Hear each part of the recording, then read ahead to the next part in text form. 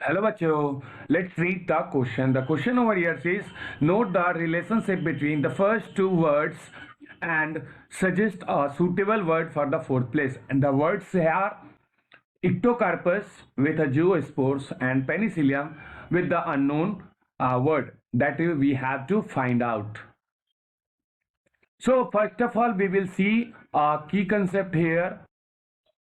As we can see here that it is simply the process of asexual reproduction, and the ectocarpus shows the zoospores. There is asexual reproduction seen in ectocarpus as a zoospores when we study about the spore formation method of asexual reproduction.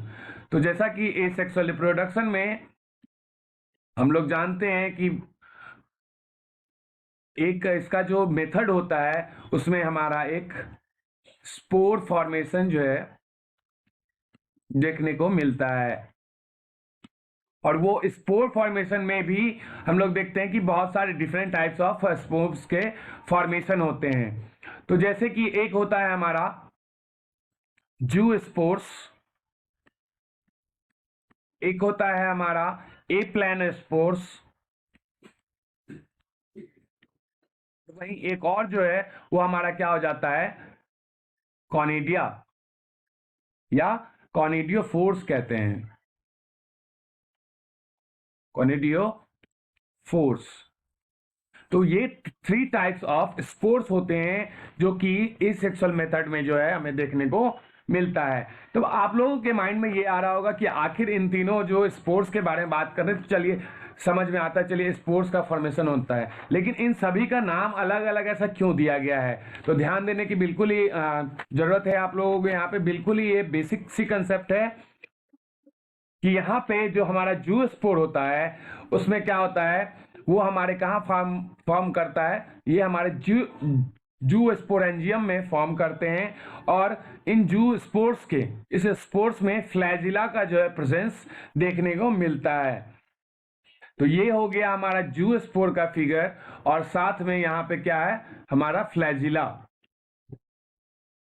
देखने को मिलता है। उसी प्रकार से जब हम लोग ए प्लानोस्पोर्स की बात करते हैं तो ये हमारे कहाँ मिलेंगे, ए प्लानोस्पोरेंजियम से फॉर्म करते हैं, और यहाँ पे सिंपली जो है ये प्लेन विदाउट फ्लैजिला ए प्लानोस्पोर्स जो है वो होते हैं, स्पोर्स होते हैं, तब हम लोग कहते हैं कि ये हमारा ए प्लानोस्पोर्स है। और साथ ही साथ जब कॉनिडियोफोर्स की बात करते हैं तो जब हमारा कॉनिडियोस्पोर्स जो है एक ब्रांच फॉर्म में देखने को मिलते हैं, इस तरीके से एक दूसरे से चेन के तरीके से अटैच होते हैं, तब हम लोग कहते हैं ये कॉनिडियोफोर्स होते हैं हमारे। और जो ये ब्रांच फॉर्म है इन्हीं को हम लोग कॉनिडिया कहते हैं। ये कॉनिडिया हुआ, और ये हमारा क्या हो जाता है, फुल बॉडी कॉनिडियो फोर्स का जो है मेन फुल स्ट्रक्चर हो जाता है ना।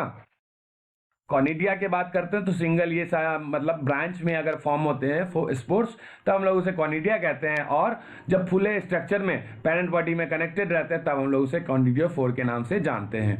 तो इस तरीके से जो जू स्पोर्स के एग्जाम्पल में भी आप लोगों ने पढ़ा होगा कि जू स्पोर्स में हम लोगों को क्या क्या देखने को मिलता है, हमारा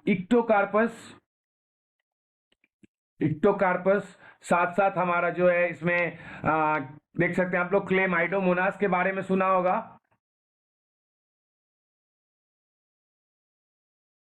यहाँ पे क्लेमाइडोमोनास, और भी बहुत सारे होते हैं। तो यहाँ पे हम लोग जस्ट आगे की ओर मूव फॉरवर्ड करते हैं।